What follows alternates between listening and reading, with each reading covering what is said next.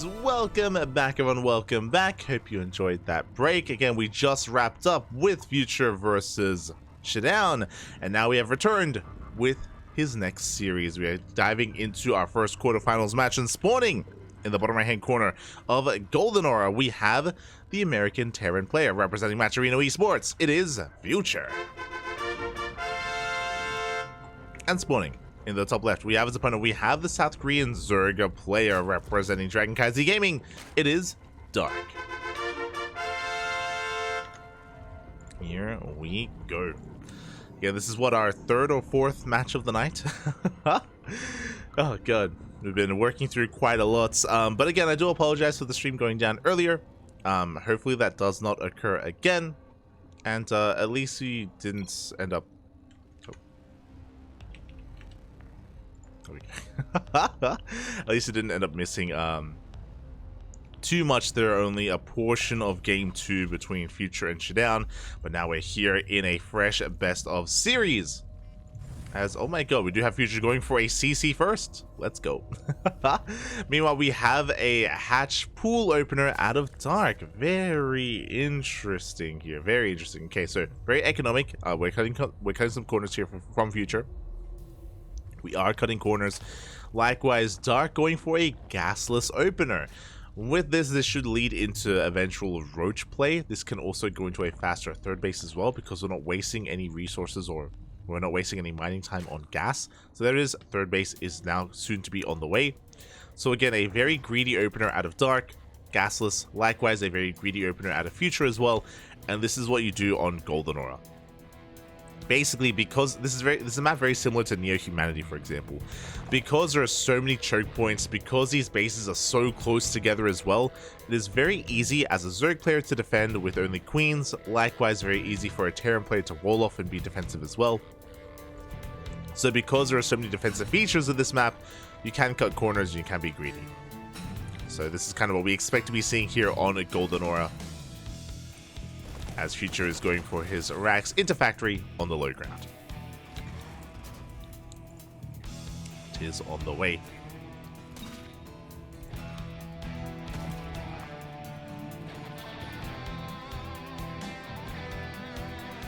And his Lings are going to be chasing said SCVs up.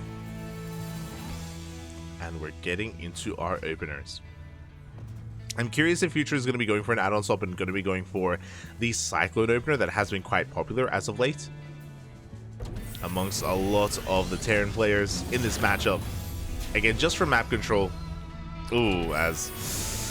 I don't know. We do have a little bit of miscontrol there, but the Hellions are in production. Boys are being pulled. And the Marine does fall, but we don't lose any SCVs, thankfully. As, oh my god! This is not something I was expecting. We have a standard opener to begin with, but we throw down 2 starports. 2-port BC? Question mark? That's the only, I guess, either that or 2-port Mass Banshee. But once the starport finishes, we should be seeing a fusion core on the way alongside 2 more tech labs. There it is. There are the tech labs. No fusion core though, so this is Banshee. Okay. 2-port Mass Banshee. See, this is why I mentioned before that, again, Future is very experimental. Like, Future is very willing to think outside the box and go for something out of the norm. And this is definitely out of the norm.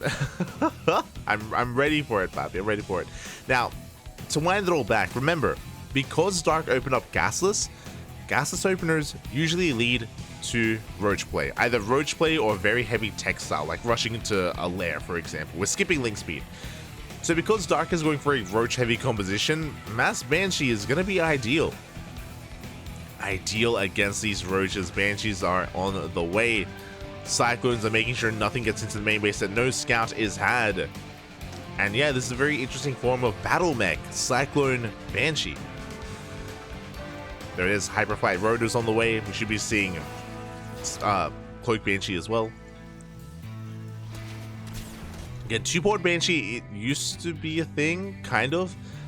There was a period in 2021, I want to say, where this build was kind of wreaking havoc on the ladder, but it wasn't Cyclone Banshee, it was Thor Banshee. Thor Banshee was a thing for like a month. When Terran players were experimenting with it, Gumiho was trying it out, Ryung as well, and yeah, with mixed success. We saw it being used quite a lot amongst the Latin American community as well, which was amazing to see. This isn't quite Thor Banshee, but Cyclone Banshee, sure, I can get behind it. Third TC on the way. Very delayed third, but on the way nonetheless. Getting into 1-1. Double Evo chambers for Dark. Saturating his third. Taking his gases. Let us go. I need to get out of here. There's bots in the chat. Shaking my head.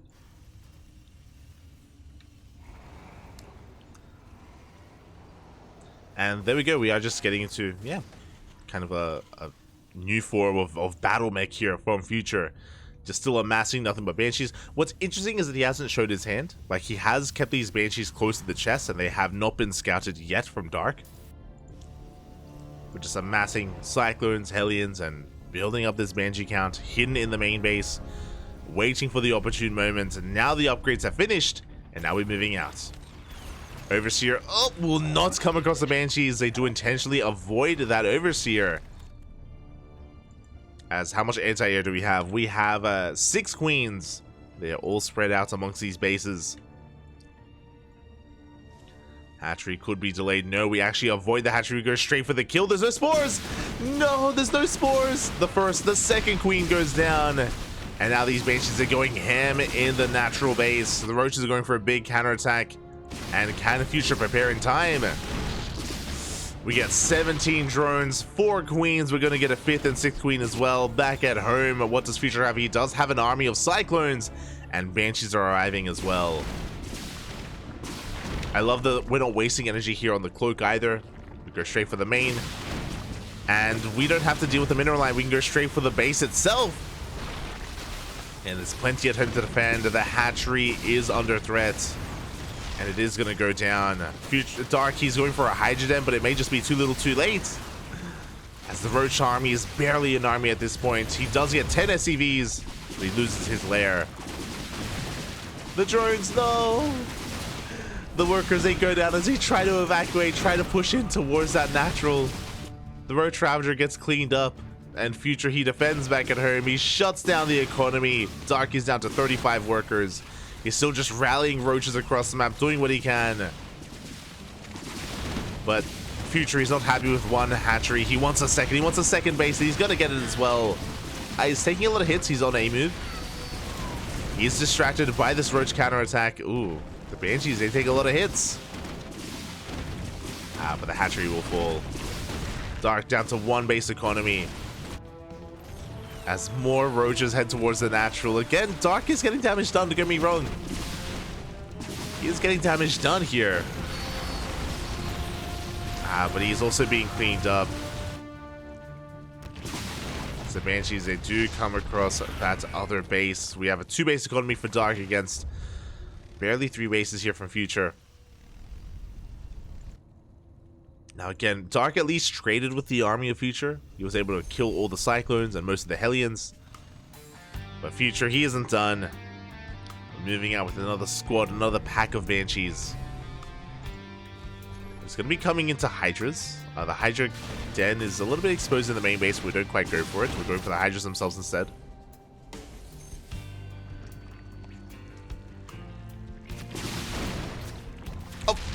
We end up bleeding out one of those Banshees. But we do make our way into the main, and I mentioned before the Hydrogen was looking quite exposed. We are going to force a cancel in the main base. Don't quite get the Hydrogen though. Back at home, Future working on tanks, and Future, he's so far ahead. He's up 20 workers. There's nothing forcing Future to kill Dark. He doesn't have to. He can just chill back at home and build up his tank count. Cleaning up as many of these tumors as he can, cleaning up all this creep.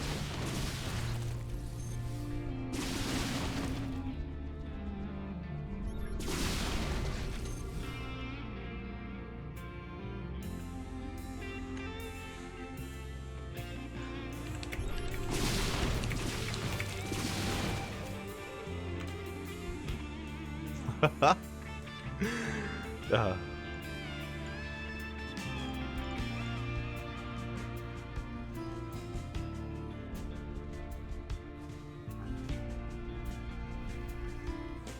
the future. Yeah, he's getting a 4th base up and running.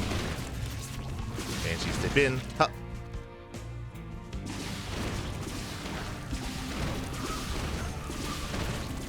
Oh my god. And honestly, these Banshees, they've already done more than enough damage. But they get another 7 kills here in between the bases. Ay, ay, ay. We can't afford these losses. I mean, again, things are already looking bleak for Dark.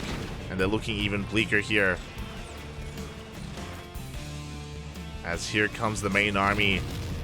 Hellions are coming in. Do we have Blue Flame? We do! Roaches have arrived.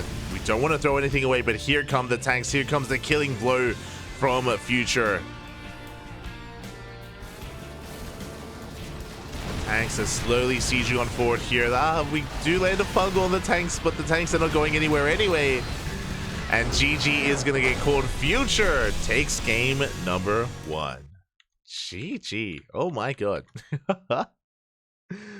GG, well played.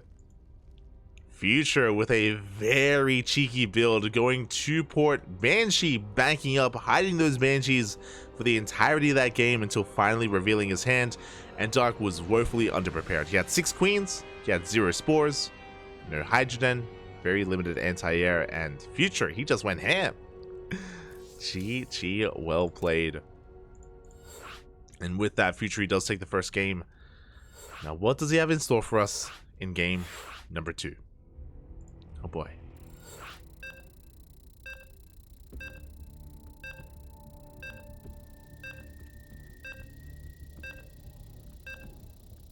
Here we go. As game 2 is going to be on Alcyone.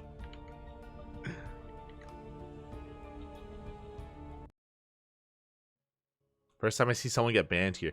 I mean, we usually ban, like, bots. Either bots, or the other big thing is, like, I don't know, if people are being disrespectful. Typically, we don't really have to ban unless, in the Asia tournaments, in the Korean events, like KSL and ESL Open Cup Asia, there are usually, like, Korean bettors that show up that are really upset whenever a bet doesn't go their way. Like, if they, I don't know, if they placed bets on, like, Hero, and if Hero loses to Classic, like, you can hear them, like, insulting Hero or something in the chat, and we just get rid of them. Ban, Papi, ban. That's usually the worst it gets, usually. But here we go. We're getting into our next series, and spawning in the bottom left-hand corner of Alcyone, we have leading the series 1-0 in this best of 3, 1 game away from advancing onto the semifinals, representing Matcherino Esports. It is Future.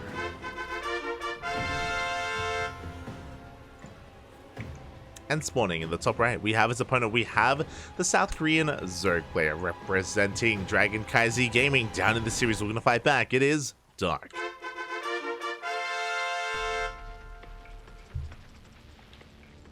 Here we go.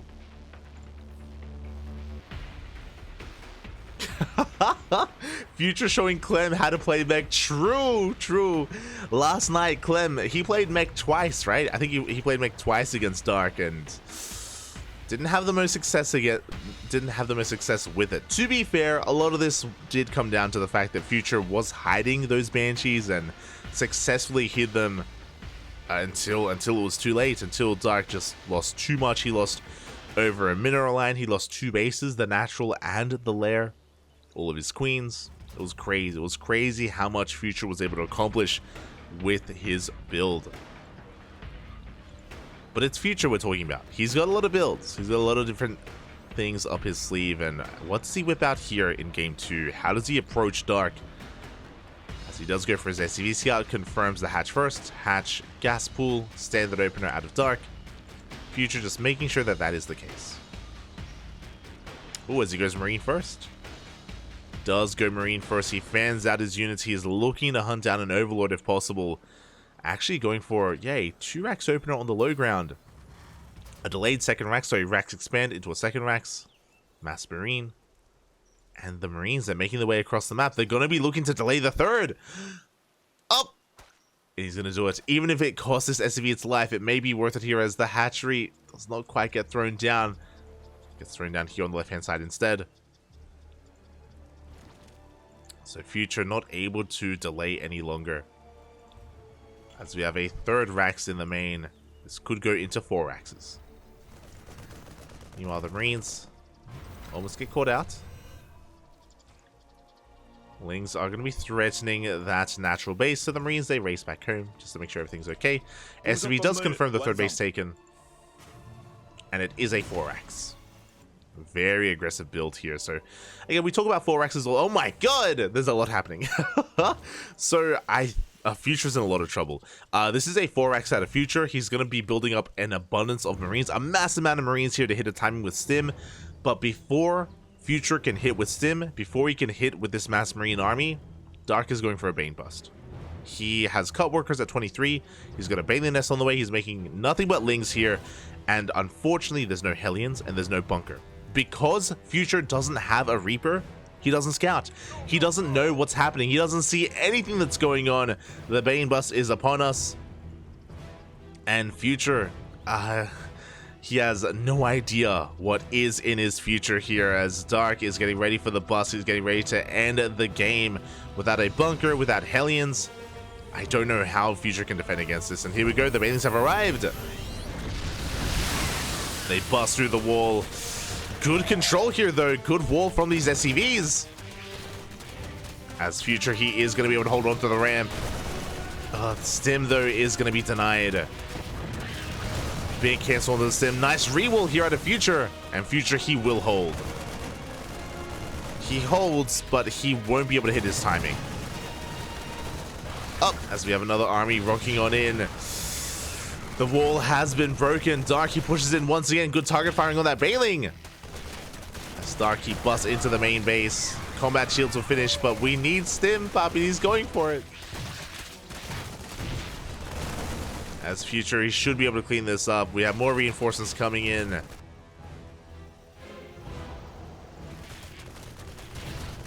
Oh, and the wall is going to be broken. Just barely. That's a kill on the depot. Behind this, Dark is droning. I love as well that he has Burrow on the way. Potentially borrowed Banelings. But Future survives. I'm impressed. He does survive in the end. He does not fall to the Bane bust. Unfortunately, he's going to miss his timing. Combat is done. Stim just now starts. Without Stim, we're not pushing. Without Stim, we are not moving out across the map. So Future, he's stuck at home. He has to wait for a factory, for Starport, for Medevacs.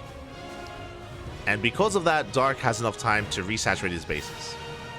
He has bought so much time for himself to re-drone, take his third, get even into a fourth base. No lair. The downside is because Dark himself was all in, he's behind tech-wise. We're at the 6-minute mark, no lair. No lair, no Baneling speed, no upgrades, no 1-1. No upgrades for Future either. But Dark, he's making a game out of this, but I'm still worried for him. Oh, let's go. The borrowed Banelings. This is going to be massive. We have borrowed Banelings at every single entry point. Uh-oh. Oh, no! Future! Massive connection. Just like that, a third of the army goes down. Big connection. And we can see the Banelings repositioning in that same place. Ready for another detonation. Back at home, we don't have any more Banelings, or we don't have any borrowed Banelings. We have regular Banelings with Queens and Lings, and Dark should be fine. He should be able to hold against this without too much issue. Not enough Marines. Dark even getting ready for a counterattack as well. Or sorry, a surround. And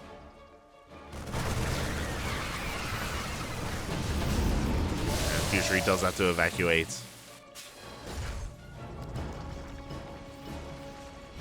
Once again, the borrowed Banelings. I think they were spotted. I think Future saw them. I could be wrong. As once again, more Banelings do go off here back at home. Future is running out of steam. He does still have a terrifying army. Baneling speed just now starts. Oh, but the reinforcements, they caught out of the tank. The tank does fall, and that is a massive pickoff. If the tank had arrived, then maybe Future could pull this off. Alas, he does lose too much. Medevac goes down. The Bailings don't quite connect, but this is an overstimmed army. And Future has to go for a longer game. Third CC gets thrown down.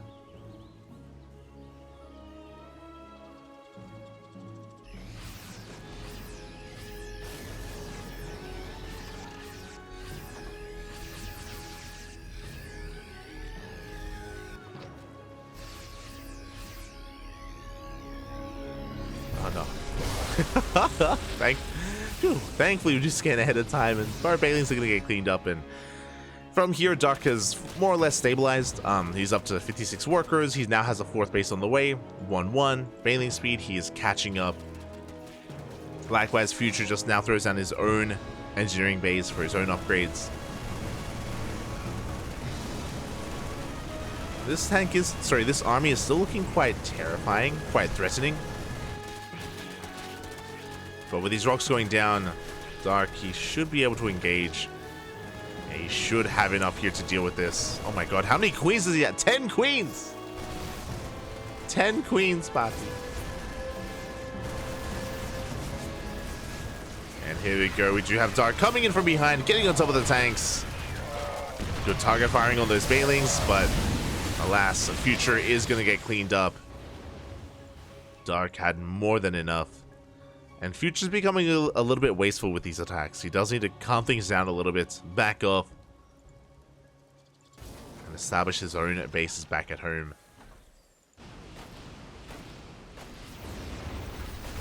As Dark is getting a bit out of hand. There's a Hive on the way. Go straight to Vipers.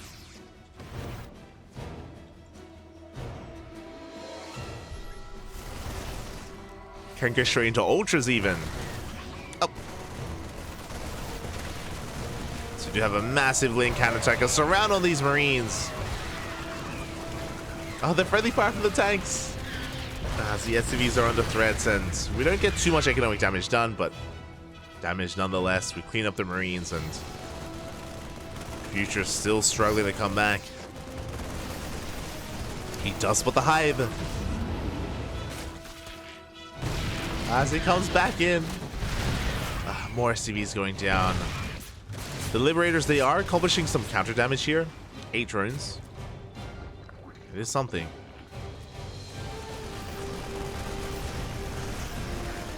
God, we even get on top of this mineral line as well. The Spore will fall. The Bailings don't connect. And Dark, he doesn't have the biggest of leads here. He's only up a couple of workers.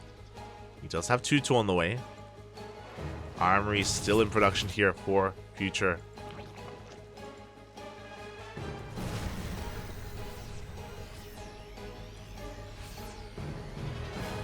Armory is still on the way. Now, in rushing into Hive, we have Vipers in production, which will help with these tank pushes. Will help quite a lot. But Future, he is unrelenting. He does react in time. He does save his mineral line. He's getting in position here. His tanks, can they get... I think they're barely within range of the mineral line. Big tank volley's going to be going off. Minerals have not been mined through. And without mining these minerals, I don't see how Dark can deal with this. Not without his Vipers. They're coming in for the yoinks. The abductions. We get 1 tank and we get the 2nd tank as well. Oh my god, we barely do save 1. Quick moves there out of Future. Impressive. Does have a couple of Marines here on the high ground. He does take down some of the Queens, so running out of transfuse energy. But the Medevac's taking a lot of hits, and 1 does go down.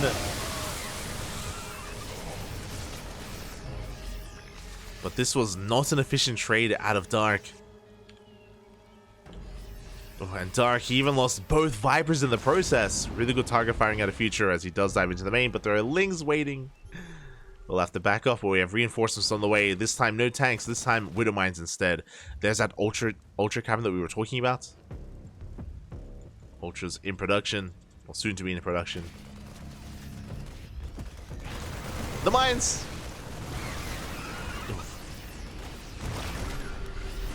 Widow mines are going to be pushing forward here. Decent spread. Baitings roll in. Good connections. And here we go with that. It looks like Dark is going to collapse on this army. Big Widow mine shots. But there's just too much Ling Bane. Oh my god. Full medevacs going down, and Future's army is just collapsing here.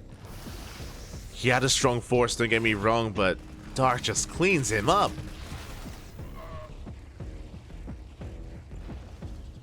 The abductions was the sugar on top, really. And yeah, Future, he has to back off. He has to give Dark breathing room, and that means Dark, he's going to be able to drone up to 80 if he wants to.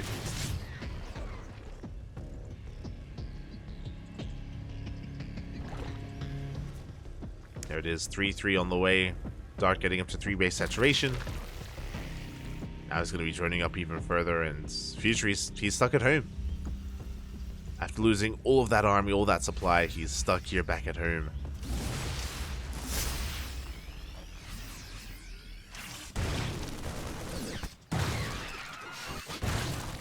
Oof. So here comes the Ling Bane, the SCVs. Oof, oh my god. 11 workers go down, big connections.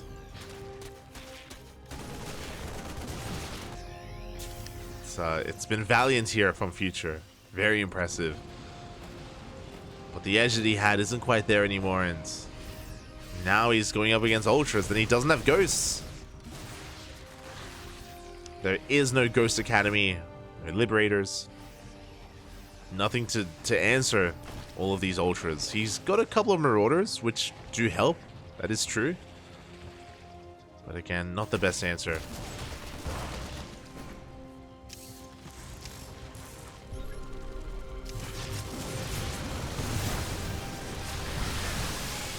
Here we go. We do have our surround set up. How good are the mine shots? Oh, the friendly fire. The friendly fire from the Widow mines are insane, and everything gets cleaned up once again. Dark now up 60 supply. And yeah, a lot of it did come down to the fight that did occur here, outside the third base. Where Future just lost all of his momentum. All the momentum that he had accumulated. Dark is running away with this. He's up to 70 workers, working on a 5th. Sorry, working on the 6th base.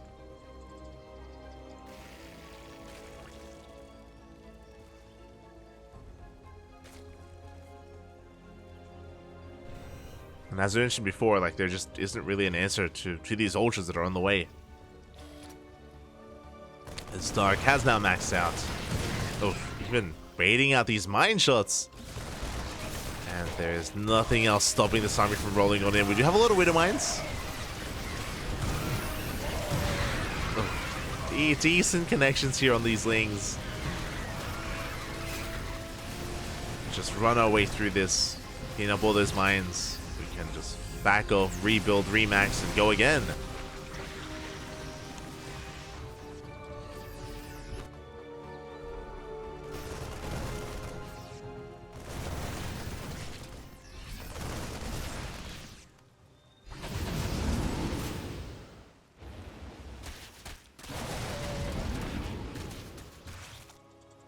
Yeah, Dune Drop is all we can really hope for. I mean, again, Dark doesn't really have a lot of anti-air. Like, there's no Corruptors, no Hydras, limited Queens. Oh my god, we go for the base! That's a kill on the orbital.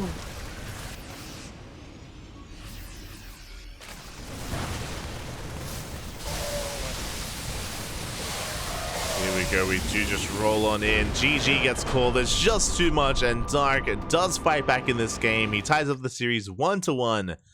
We're going to the ace match. GG, we are going all the way to game number 3.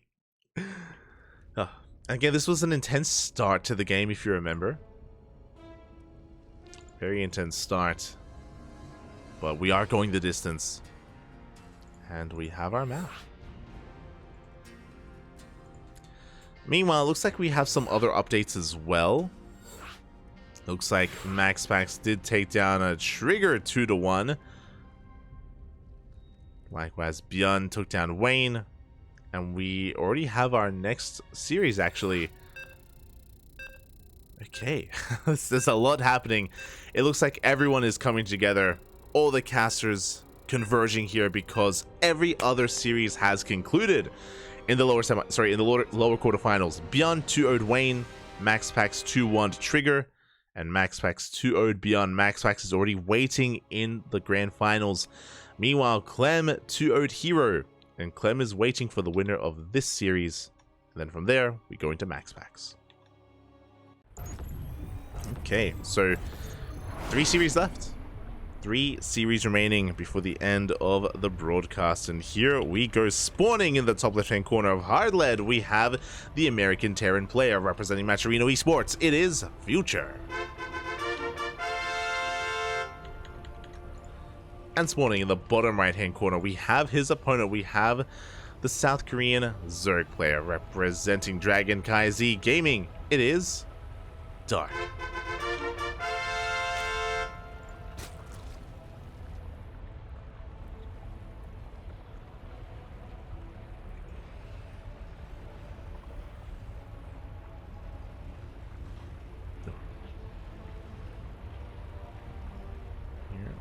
Go. As this is something that only Future does in this matchup. We have a proxy eBay being thrown down here from our Terran. Oh my god. Let's go. Going to be delaying the expansion here, forcing the unnatural natural out of Dark.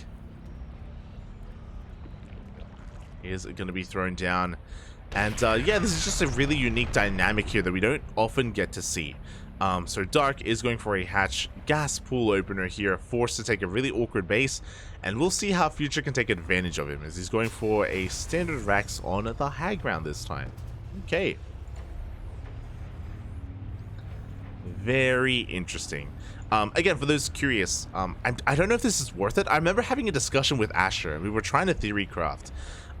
Because again, Future, he's literally the only player that goes for this, that eBay block in TVZ, and it does make the opener a little bit awkward. That is true, but at the same time, Zerg players very often go for fast third bases anyway. You can see here, Dark, he's looking to expand actually, and the SCV's here to stop him once again. Dark banking up a lot of resources for this, but he is going to be delayed. Oh! As finally, we throw down our third. So again, Dark, he's just opting to go for a much faster third base. He goes for a delayed second queen, as the queen is going to take a little bit longer here to produce instead. But behind this, we're not going into Reapers. Oh wait, no, sorry, 1 Reaper. Okay. 1 Reaper, then straight into a 2 Rax follow-up, which is scouted by Dark. He knows. Okay, this is what makes Future such a quirky player. His build openers are just so out of the norm.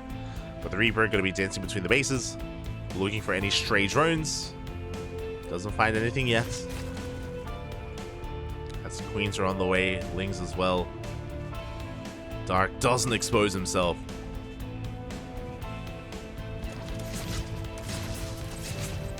So Queen comes out just in time. And Lings make their way across the map as the Reapers, over in the bases of Dark. He doesn't have anything at home to defend. And SCVs are going to be falling. At least one of them. Oh my god, we even get on top of the Marine! Ah, Future. Bit of miscontrol. We'll lose the Marine in the end. Things they dip into the main base. Boys are being fooled. Oh, quite a disrupted economy here. So Dark able to reciprocate the damage from the early game. Dark's economy may have been, again, a little bit awkward, but so is Future's. And behind this is a straight up 2-1-1. No third CC. So a little bit more old school here from Future, but he's losing a lot of mining. What is that? 3 SCVs. And very delayed mining here at the natural. Delayed orbital. And what's important is that Dark, he's fully aware of what he's up against, so he knows that he's free to drone a little bit longer for a couple more seconds. He has +1 carapace being set up as well. There it is, carapace is on the way. This is the correct response here to a 2-1-1. Prioritize carapace. Drone up as much as you can. Plenty of queens are on the way. And at this point, it is typically advised to cut workers. But because of how much Future's been slowed down, we can be a little bit greedier. Marines have been spotted. Medevacs are still on the way. Dark can now focus on just making more queens, making more lings. I'm still squeezing out drones. How many lings do we have? 10 lings. 10 lings here for Dark. We'll see if Future can catch Dark, maybe being a little bit too greedy. Dark is about to have 8 queens to defend.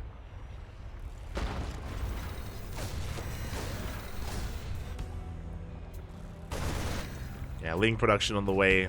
So Naga does reveal, of course, that the drop is coming. 22 lings in production, plus on carapace, soon to finish up. And yeah, Future, yes, to really just hope for cleaning up creep at this point. And trading with the lings.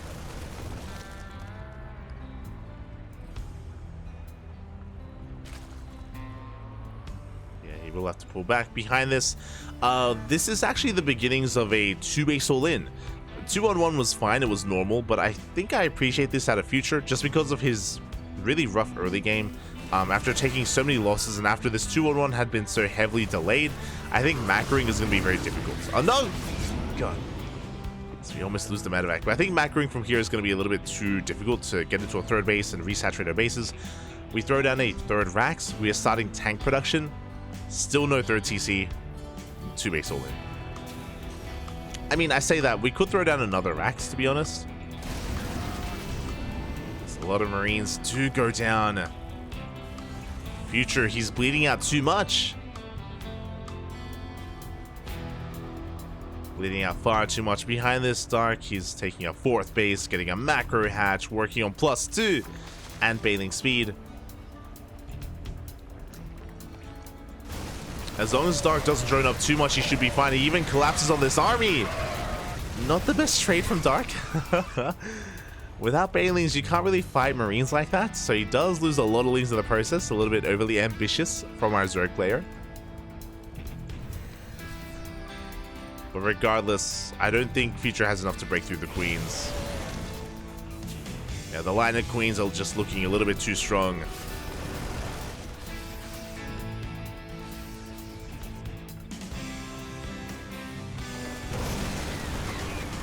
Well, the reinforcements. Quite caught out. Just 2 tanks in position. Oh, the lings do rally into them as well. And here we go. Can Future pull off this all in? As Dark, he's now working on a 5th base for Larva. Looking to catch some reinforcements as well.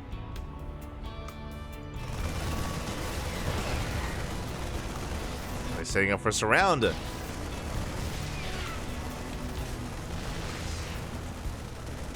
10 queens are here in position. With Transfuse, we could try to keep this hatchery alive, but it looks like we know that it's going to be a lost cause, and the hatchery will fall. But Dark, he's double expanding, taking more bases. Here come those things from behind. At the same time, a double drop towards that fresh base of Dark. Dark is going to be pulled apart a little bit here. Bailings on the way. Again, time is working against Future. Like, the more time goes on, the better things are looking for Dark. And here we go, the Bailings! Barely do save this hatchery. Barely! Oh, he wants it. He wants it, and he gets it as well. With the last tank shot, the hatchery goes down. But we do need to reposition the main army as well. So we have a Bane bust, or potential for a Bane bust as well from Dark.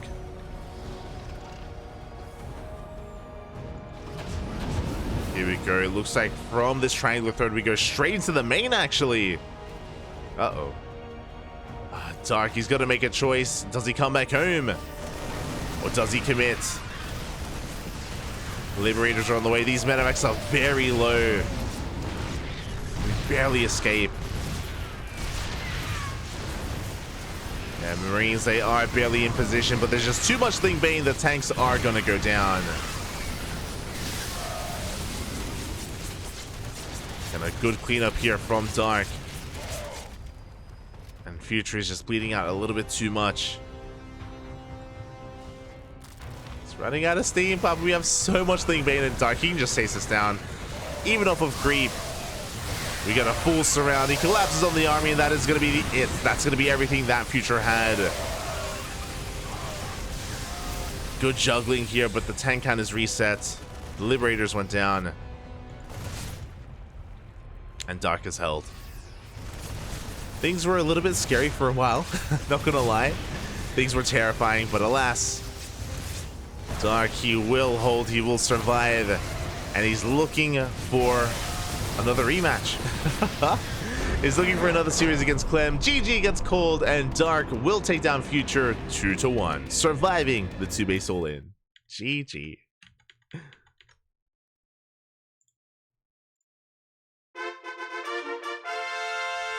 GG, well played. Congratulations to Dark, as he does bring Future down.